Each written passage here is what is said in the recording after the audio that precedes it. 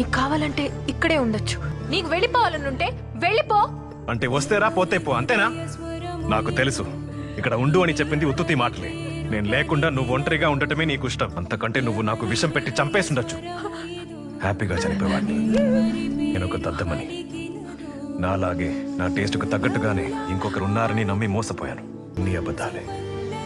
ఆమె, నువ్వు, నీ నవ్వు, ప్రేమ, ఆప్యాయత అన్ని అబద్ధాలే. నా మనసుని విడిచి పారేశావు. ఇకపై ఎందుకు ఇవన్నీ? అన్నిటినీ వెరకొట్టే.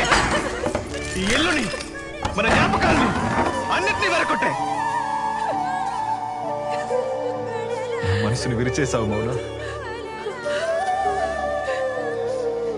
నా మౌనాన్ని నువ్వే చంపేశావు.